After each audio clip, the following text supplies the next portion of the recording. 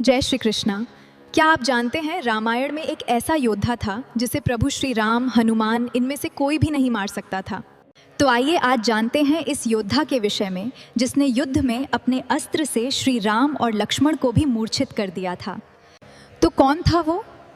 वो था रावण का पराक्रमी पुत्र मेघनाथ, जिसको इंद्रजीत भी कहते हैं, क्योंकि उसने अपने अतुल्य पराक्रम से देवराज इंद्र को भी परास्त किया था, इंद्रदेव को बंदी बना लिया। इसके कारण स्वर्ग व्यवस्था असंतुलित हो गई, तो स्वयं ब्रह्मा जी को मेघनाथ को समझाने जाना पड़ा। ब्रह्मदेव बोले, हे पराक्रमी मेघनाथ, तुमने जिस इंद्रदेव को बंदी बना लिया है, उनकी अनुपस्थिति के कारण पूरी स्वर्ग व्यवस्था बिखर गई है, तो उन्हें तुरंत छोड़ दो। मेघनाथ बोले, मैं तो इसे छोड़ दूंगा, पर मुझे क्या मिलेगा? तो ब्रह्मा जी बोले, मांग लो, तुम्हें जो मांगना है मैं उसे देने का प्रयास अवश्य करूंगा।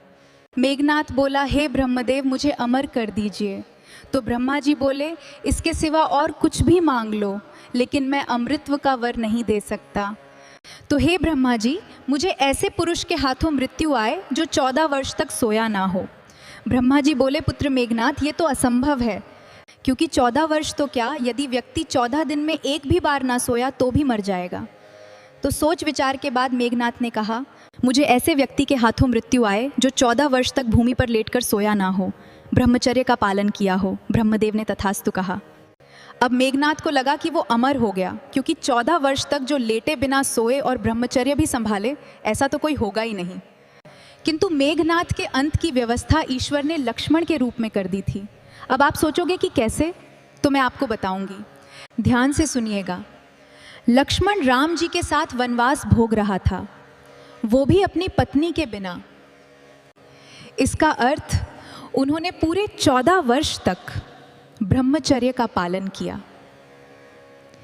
दूसरा था कि ऐसा पुरुष जो 14 वर्ष तक भूमि पर लेटकर ना सोया हो। तो लक्ष्मण अपने भैया भाभी की सेवा करते करते रात को भी बैठे बैठे ही सोया करते थे। तीसरा वरदान ये था कि वो प्रतिदिन कुलदेवी निकुंभला की पूजा किया करता था। उस पूजा के पश्चात उसे युद्ध में कोई हरा नहीं सकता था।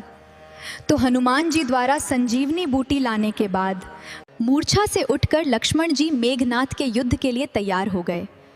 तो विभीषण ने उन्हें मेघनाथ का यह रहस्य बताया।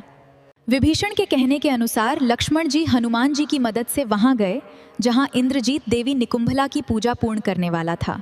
यदि वह पूजा संपन्न करता तो अजय हो जाता, क्योंकि उस पूजा से उसे एक दिव्य रथ प्राप्त होने वाला था, जिस पर सवार होने के बाद उसे कोई हरा नहीं सकता। तो हनुमान जी की पीठ पर सवार सुमित्रा नंदन लक्ष्मण ने पूजा में मेघनाथ पर हमला बोल दिया, और इस तरह रावण के पुत्र मेघनाथ का अंत हुआ। अब लोग कहेंगे कि विभीषण ने उनकी मृत्यु के भेद बताए, उसके कारण ही लंका ढह गई। कहते हैं ना, घर का भेदी लंका ढाए। किंतु ये असत्य है। विभीषण तो निमित्त मात्र थे। सत्य तो ये है कि चाहे रामायण हो या महाभारत, जब जब स्त्री की अवहेलना हुई, तब बड़े बड़े साम्राज्य नष्ट हो गए। यदि जानकारी अच्छी लगी हो तो वीडियो को शेयर करें और हमारे चैनल हिंदी कथावाणी को सब्सक्राइब करें और कमेंट में जय श्री कृष्णा ज़रूर लिखें।